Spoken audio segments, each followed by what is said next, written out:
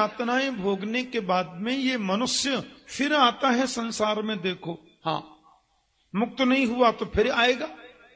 तेतम भुक्त्वा स्वर्गलोकम विशालम क्षीणे पुण्य मर्त्यलोकम विशंति।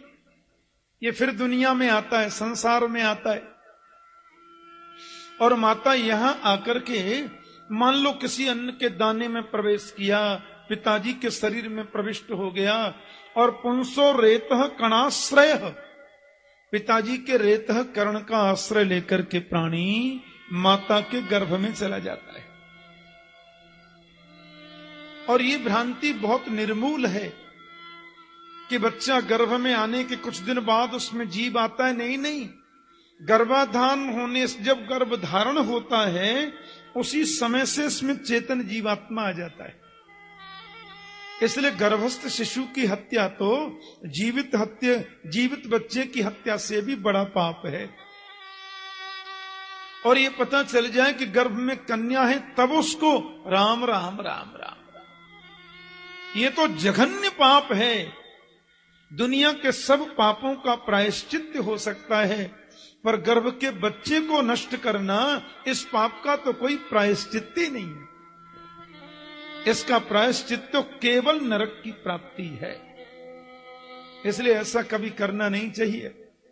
गर्भ के बच्चे को नष्ट करना बहुत बड़ा अपराध है। उसको तो ऋषि कहा है भागवत में। गर्भस्थ शिशु तो ऋषि माना गया है, वो साक्षात संत है। तो एक तो हमने बच्चे की हत्या करी, एक जीव की हत्या करी, तीसरे ऋषि की हत्या करी। ऐसा जघन्य पाप कभी नहीं। हमारे राष्ट्र में एक संत हैं स्वामी राम सुखदास जी महाराज। मैं ऋषिकेश जब भी कथा करने जाऊं वो जरूर, बड़े अच्छे सहिष्णु संत हैं। अभी 100 वर्ष के होने जाने, तो उनके लिए भिक्षा आती है, भिक्षा ही लेते हैं, वो भिक्षुक संत हैं। तो कहते हैं देखो, जिस माता ने, जिस बहन ने गर्भस्थ शिशु की कभी भी हत्या कराई हो, उस घर की भिक्षा कृपया मुझे न दें। बोलो जय श्री कृष्ण। मैं उस घर की भिक्षा स्वीकार नहीं करूंगा। तो अपराध जीवन में ऐसा होना नहीं, ऐसा प्रयास मनुष्य मात्र को करना चाहिए। तो कललम त्वेकरात्रेण पंचरात्रेण बुद्बुदम दशाहेन तु करकंधु पेश्यंडम वा ततः परम। माता के गर्भ में जीव जब आता है न मैया, तो कललम त्वेक रात्रेण, एक रात्रि का होता है तो इसकी कलल नाम की संज्ञा होती है। इसका नाम पड़ता है कलल। हाँ। और पंचरात्रेण बुद्बुदम, 5 रात्रि का होता है तो बबूले जैसा हो जाता है। बबूला होता है ना पानी में। हाँ। और दशाहेन तु करकंधु, जब ये 10 रात्रि का होता है तो बेर के छोटे फल जैसा होता है। और पेश्यंडम वा ततः परम, उसके बाद में जीवात्मा अंडे की आकृति का हो जाता है। देखो धीरे धीरे बढ़ता है। और 1 महीने का होते होते मातृगर्भ में जीव के सिर का निर्माण होता है। ये हाउस पावर बन के तैयार हो जाता है। हाँ, किसी आदमी का हाथ काट दिया जावे तो एक हाथ से भी कई लोग रह लेते हैं। पैर काट दें तो आदमी जिंदा रह सकता है, ऐसा कई बार होता है। पर किसी का सिर यहां से काट दिया जाए तो बताओ कोई जीवित आज तक रहा है? व्यक्ति में विचार शक्ति, सोच शक्ति, सहन शक्ति, बोलने की शक्ति, देखने की शक्ति, खाने की शक्ति, सुनने की, ये सब इधर ही तो है। पूरा हाउस पावर यही है। इसलिए सबसे पहले भगवान इसका निर्माण करते हैं। लो जी, अब उसके बाद में ये मॉडल तैयार होता है। माता जी के गर्भ में ये मॉडल तैयार हो रहा है जी। इसमें 7 मटेरियल मिलाए जाते हैं। मकान बनाते हैं ना हम लोग, देखो ये मकान बनता है तो सरिया डालते हैं, उसमें रोड़ी डालते हैं, पत्थर ईंटा लगाते हैं और उसमें सीमेंट लगाते हैं, ऊपर से प्लास्टर कर देते हैं। आहा, फिर पीओपी होता है। डिस्टेंबर रंग बिरंगे होते हैं। ऐसी भगवान जो शरीर को बनाते हैं ना, इसमें 7 मटेरियल हैं। कौन कौन से? तो लिखा है भागवत में, त्वक चर्म मांस रुधिर मेद मज्जास्ति धातव। ये 7 धातुओं से शरीर बनता है। त्वक, चर्म, मांस, रुधिर, मेद, मज्जा और सरिया हड्डी। बोलो जय श्री कृष्ण। हाँ, अब ये श्रीमान जी का जो मॉडल है वो 3 महीने में बनके तैयार हो गया। अब ये माता के रूप में है, कन्या के रूप में है तो मां की बाईं कुक्षी में रहते हैं, और पुरुष के रूप में है तो दाहिनी कुक्षी में वास करते हैं। मैया बोली बहुत अच्छी बात है, कोई झंझट नहीं है, माता के गर्भ में ठीक ठाक रहता है ना मनुष्य। कपिल जी बोले यही मत पूछे माता। हाँ, गर्भवास समम दुखम न भूतो न भविष्यति। माता के गर्भ में जितना कष्ट होता है ना, उतना न कभी हुआ न आगे होगा। ऐसा कष्ट मिलता है, बहुत तकलीफ पाता है ये जीवात्मा, बेचारे को कष्ट मिलता है मातृगर्भ में। हाँ, अरे बोले हाँ, बहुत तकलीफ पाता है प्राणी, क्योंकि देखो बहुत कोमल होता है ना ये। अब छोटे छोटे जीव हैं, कीटाणु परमाणु, इसको काटते हैं। अब कभी कभी माता जी कोई कड़वी चीज खा लेती हैं तो भी इसको कष्ट होता है, कभी ज्यादा गर्म चीज पा लें तो भी इसको कष्ट होता है, बेचारा बोल तो सकता नहीं। हाँ, अब 7वां महीना आते आते मैया ये बिल्कुल तैयार हो जाता है, और 7वें महीना में इसको जन्म जन्मांतर की बातें याद आती हैं। उस जन्म में ऐसे किया था, उसमें फिर ऐसे किया था, उस जन्म में ऐसे हुआ था, और भगवान से खूब प्रार्थना करता है, बड़ी वंदना करता है प्रभु के स्वर बदल करके, इतने भाव से, क्योंकि भाव बदला तो स्वर बदला। बोलो जय श्री कृष्ण। हाँ, अब इसको याद आती है कि तस्योपपन्नम अभितुम जगदिष्टयात् लीला तनोर्भुवि चलत् चरणारविंदम सोहम व्रजाम शरणम यकुतो भयम में ये ने दृश्य गतिर दृश्य सतोनुरूपा। भगवान से कहते हैं मुझे एक बार गर्भ से बाहर निकालो केशव, ऐसा भजन करूंगा, ऐसे भजन करूंगा कि फिर कभी गर्भ में आना ही ना पड़े। मैं सत्य कहता हूं, आपने बड़ी कृपा कर दी है, मानव बनाया मुझे, इस बार एक बार बाहर मुझे भेजो दुनिया में, भजन करते करते ढेर लगा दूंगा। बड़ी स्तुति करता है भगवान की। हाँ, तो अच्छा कभी कभी कहते नहीं नहीं बाहर तो मुझे माया पकड़ लेगी, मैं तो इधर ही ठीक हूं। कभी कहता गर्भ में ही रहना है, कभी कहता मुझे दुनिया में जाना है। बड़ी भगवान की स्तुति गाता है। गोविंद कहते हैं मेरे को सब मालूम है, ये गर्भ का ज्ञान गर्भ में ही छोड़ के जाएगा, बाहर जाती सब भूल जाना है।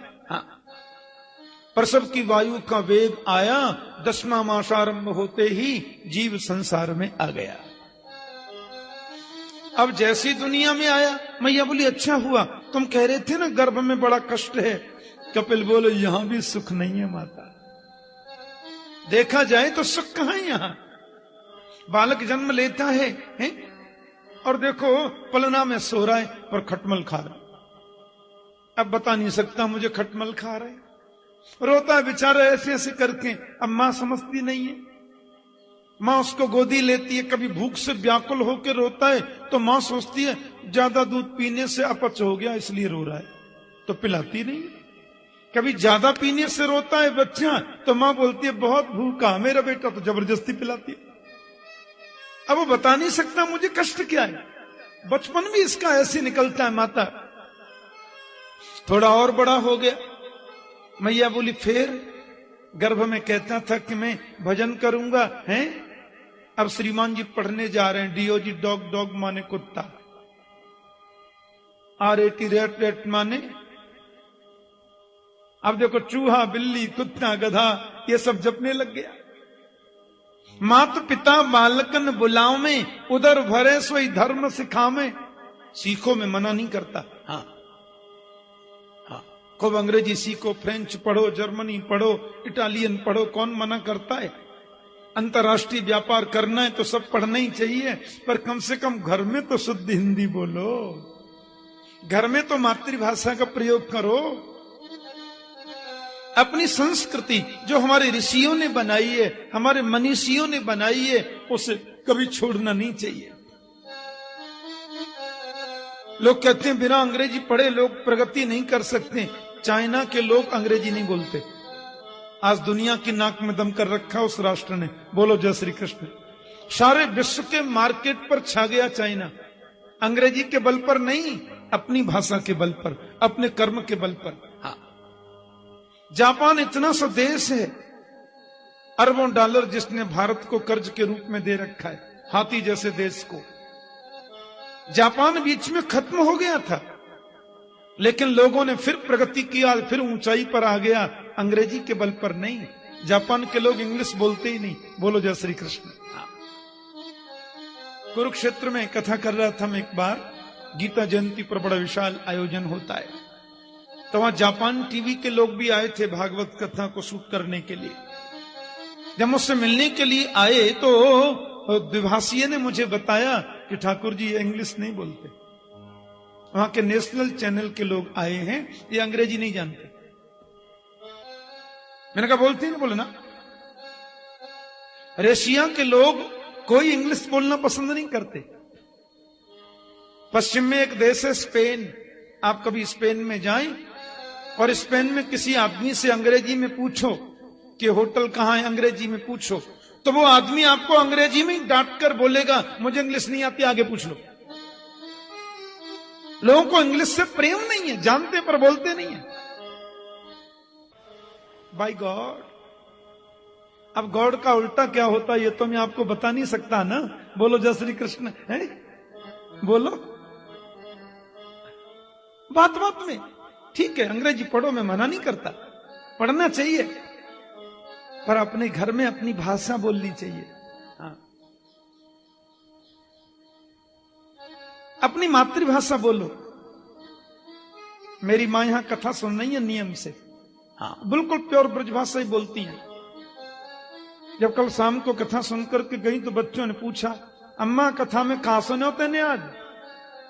बोली ये वो सुध ना रे जन कहा बोले। बोलो जय श्री कृष्ण। बच्चों ने पूछा कथू तो सुनी होगी ना, सुनते समय तो ठीक लग रहे, पीछे वो सुध ना रहे हैं? तो घर में तो कम से कम उसी का प्रयोग करना चाहिए। घर में मातृभाषा का प्रयोग करो, उसमें प्यार छलकता है, उसमें प्रेम छलकता है। तो पढ़ने जा रहे हैं, पेट भरने की विद्या सीख रहे हैं, पढ़ लिख करके आ गए, लो जी विवाह हो गया।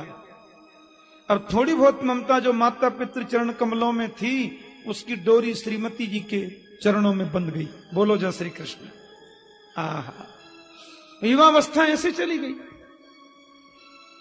और जब बुढ़ापा आया तो शरीर रोग ग्रसित हो गया, रोग ग्रसित हो गया शरीर,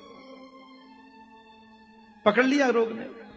जैसे आए थे वैसे ही चले गए। पुनरपि जननम पुनरपि मरणम पुनरपि जननी जठरे शयनम। बार बार हम जन्म लेते हैं, बार बार हम मर जाते हैं। ये आने जाने से छुटकारा तो तभी मिलेगा माता, जब जीव भक्ति का आश्रय लेगा, जब जीव भक्ति का आश्रय लेगा। मैया ने कहा, लाला गोविंद चरणों में प्रीति करने की जो भक्ति है उसका स्वरूप क्या है? कपिल जी बहुत सुंदर बात बता रहे हैं। मैया भक्ति का आरंभ होता है विश्वास से। रक्षिष्यतीति विश्वासो गोप्तृत्व वर्णम तथा। गोविंद मेरी रक्षा करेंगे ऐसा विश्वास करो, वो हर समय हमारे साथ में है, ये विश्वास करो। विश्वास, विश्वासो फलदायक। और भक्ति की मध्य धारा है माता, संबंध, परमात्मा से संबंध जोड़ो। बिना संबंध के भक्ति नहीं होती। जो संबंध तुम्हें प्रिय लगे वो राम जी से जोड़ो, जो भी तुम्हें अच्छा लगता है वो प्रभु से जोड़ कर देखो। और भक्ति का मध्य होता है माता समर्पण, परमात्मा के प्रति समर्पित हो जाओ। यत् करोसि यदस्नासि यज्जुहोसि ददासि यत् तपस्यसि कौन्तेय तत्कुरुस्व मदर्पणम्। जीवन में जो कुछ भी तुम करते हो वो प्रभु को समर्पित कर दो। संबंध, विश्वास और समर्पण, ये भक्ति की 3 धारा है मां। मैया बोले सुनने में अच्छा लगता है, संबंध जुड़ गया, विश्वास हो गया, समर्पित हो गए, लेकिन जीवन में उतरे कैसे? बोले कीर्तन करने से उतरेगा। चलते फिरते, उठते बैठते, खाते पीते, ये ज्ञान का जो मार्ग है ना माता, ये है बंदर के बच्चे के समान। धूम मार्ग अर्चिरादि मार्ग का व्याख्यान किया प्रभु ने। बोले ज्ञान का जो मार्ग है वो बंदर के बच्चे की भांति है, और भक्ति का जो मार्ग है वो बिल्ली के बच्चे की भांति है। ध्यान से सुनना। बंदर देखे आपने? हमारे वृंदावन के राजा हैं वो। हाँ, वृंदावन का साम्राज्य उनके हाथ में रहता है। कभी मैं तो सेवा कुंज पर रहता हूं ना, वहां तो पूरा ही साम्राज्य है। कभी कभी सबसे ऊंची अटारी पर बैठ जाते हैं बंदर, और इस तरीके से तीनों चारों तरफ नजरें घुमा के देखते हैं मानो ये सब हमारा ही है। बोलो जय श्री कृष्ण। कोई राजा देखता है ना। हाँ, और अभी तो इतने समझदार हो गए। पहले क्या है कि आप दर्शन करने जाते थे, आप दर्शन कर रहे हैं, बंदर आपका बटुआ छुड़ा के भाग गए, फिर आप उनको चना खाने को 2 रोटी कुछ डालो तो बटुआ वापस करेंगे। ये तरीका है अपने अपना कमाई का। अब भक्त लोग समझदार ज्यादा हो गए, वो बटुआ लाने ही छोड़ दिए, लामे तो खाली लाने लग गए। बंदर ने सोचा तो अब तो कैसे काम चले। अब बंदरों ने नया तरीका, नई टेक्नोलॉजी अपनाई है। जब आप दर्शन कर रहे होते हैं तो वो तुरंत आएंगे, आपके कंधे पर बैठ के चश्मा उतार के ले जाएंगे। अब बिना चश्मा के तो आप कुछ कर नहीं सकते, जब तक खाने को न दें चश्मा वापस नहीं मिलेगा। हाँ, ये समय के अनुसार बढ़ता रहता है। तो आपने देखा हो बंदरिया एक छत से दूसरी छत पे जब छलांग लगाती है, अपने बच्चों को स्वयं नहीं पकड़ती। पकड़ती है क्या? बंदरिया का बच्चा मां के पेट को कस के पकड़ता है। अब उसका हाथ बीच में छूट गया, नीचे गिर गया, खोपड़ी फूट गई, मां का कोई दोष नहीं। ज्ञान का जो मार्ग है ना माता, वो ऐसा ही मार्ग है। उस मार्ग में स्वावलंबन जरूरी है? इंद्रियों पर संयम, मन पर संयम, उस पर नियंत्रण, इस पर नियंत्रण, जरा से फिसले के गए काम से मॉनिटर, जरा से फिसले के काम से गए। लेकिन भक्ति का जो मार्ग है माता, वो मार्ग है बिल्ली के बच्चे जैसा। आपने देखा हो बिल्ली जो होती है वो बच्चे को कभी भी कष्ट नहीं होने देती। बालक जन्म लेता है, शांत पड़ा रहता है। जिन दांतों से बिल्ली चूहा चबा जाती है, उन्हीं दांतों से बच्चे का गला पकड़ के उठाती है, और बच्चा आंख बंद करके रहता है, कुछ नहीं बोलता, क्योंकि वो जानता है जहां ले जाने में मेरा हित होगा मां वहीं ले जाएगी, मुझे क्या चिंता है। तो भक्ति का जो मार्ग है माता, उसमें प्रभु के प्रति समर्पण है। मुझे नरक में जाने से तुम्हें प्रसन्नता है गोविंद, तो मेरे लिए नरक ही मुक्ति है। आहा, मेरे रोने से तुम्हें मुस्कुराना हो सकता है, मेरे रोने से तुम्हें हंसी आ सकती है, तो मैं जी जी भर कर रोऊंगा ताकि तुम हंसते रहो। मेरे रोने से तुमको जो आए हंसी, तो मैं रो रो के तुमको हंसाया करूं। भक्ति के सिद्धांत की बड़ी विचित्र बात है। जहां तत् सुखे सुखित्वम, भगवान के सुख में ही सुख और उनके दुख में ही दुख का अनुभव है। स्वसुख की कोई कामना नहीं है। बोलो जय श्री कृष्ण। स्वसुख की कामना तो मन में बिल्कुल है ही नहीं। बस नाम जप करना चाहिए, खूब नाम को जपें। जपात सिद्धि, जपात सिद्धि, जपात सिद्धिर्न संशय। खूब जप करना चाहिए और कीर्तन करना चाहिए। इससे माता धीरे धीरे धीरे प्रभु में मन लग जाता है। अब तो माता के अंतर हृदय से भाव उत्पन्न होने लगे। वे तो कीर्तन करने लगी और हाथ जोड़कर के बोली कि अहो वदस्व पचो तो गरीयान यज्जिह्वाग्रे वर्तते नाम तुभ्यम ते पुस्तपस्तो जुहुवो सस्नुरार्या ब्रह्मानुचुर्नाम गृणन्ति एते। मैया कहती हैं कि सबसे बड़ा धन्य जीवन उसी का है जिसने तुम्हारे नाम का गान कर लिया।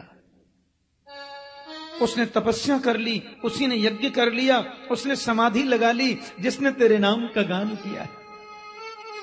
और बस प्रभु के नाम का उच्चारण करने लगी। नाम गान करते करते माता के नेत्रों से आंसू निकल पड़े, कंठ गदगद हो गया, शरीर पुलकित हो गया, मूर्छित होकर गिर पड़ी। और प्रेम की 10वीं अवस्था को व्यक्ति जब पार करता है तो पूरा शरीर ही पानी बन जाता है। बेस पूरा शरीर ही पानी बन जाता है। और माता देवहूति का संपूर्ण शरीर सिद्धिदा नाम की नदी बन गया। कपिलोपि महायोगिन भगवान पितुराश्रमात मातरम समनुज्ञाप्य प्रागुदीचिम दिशम यजौ। भगवान कपिल ने उस जल को मस्तिष्क से लगाया, मां को बार बार प्रणाम कर लिया और सीधे गंगा सागर क्षेत्र में चले गए। जिस देश में जिस वेश में परिवेश में रहो राधा रमण राधा रमण राधा रमण कहो। जिस देश में परिवेश में रहो राधा रमण राधा रमण राधा रमण कहो। जिस देश में परिवेश में रहो राधा रमण राधा रमण राधा रमण कहो। जिस देश में परिवेश में रहो राधा रमण राधा रमण राधा रमण कहो। जिस रंग में जिस ढंग में जिस संग में रहो जिस रंग में जिस ढंग में जिस संग में रहो राधा रमण राधा रमण राधा रमण कहो। जिस देश में परिवेश में रहो राधा रमण राधा रमण राधा रमण कहो।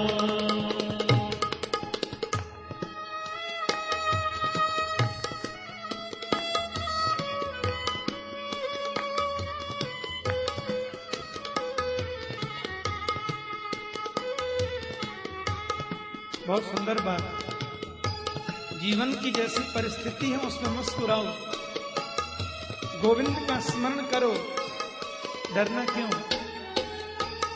जिस रोग में जिस भोग में जिस योग में रहो जिस रोग में जिस भोग में जिस योग में रहो जिस रोग में जिस भोग में जिस योग में रहो जिस रोग में जिस भोग में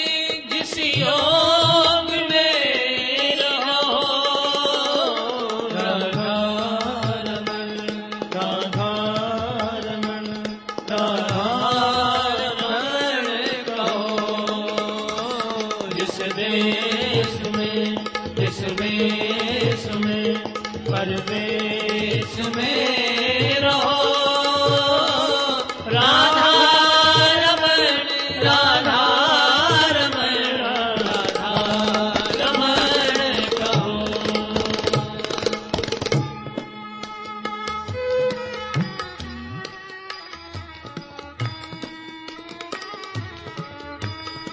बहुत सुंदर पंक्ति है। जैसी भी परिस्थिति है उसमें घबराना नहीं है।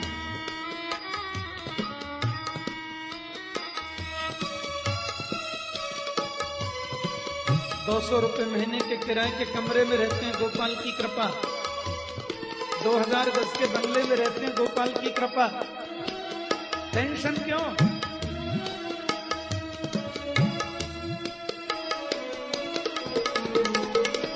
जिस धाम में, जिस काम में, जिस नाम में रहो, जिस धाम में जिस काम में जिस नाम में रहो, जिस धाम में, जिस काम में, जिस नाम में रहो, जिस धाम में जिस काम में जिस नाम में रहो राधा रमण राधा रमण राधा रमण कहो। जिस देश में जिस देश में हर देश में रहो राधा रमण राधा रमण राधा रमण कहो।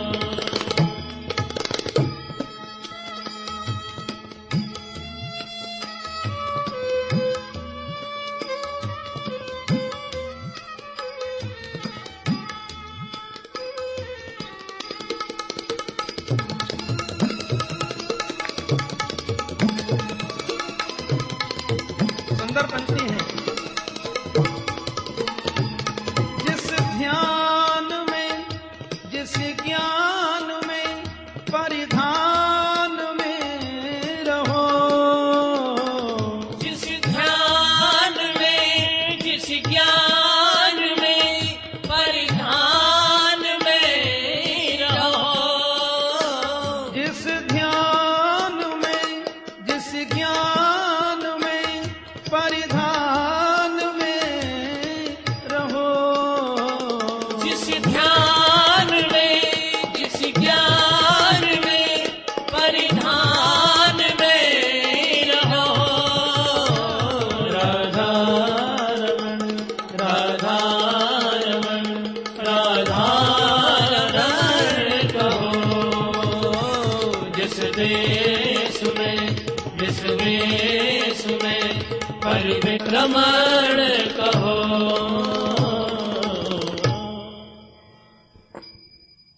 भगवान कपिल माता देवहूति को नमन करके चले गए।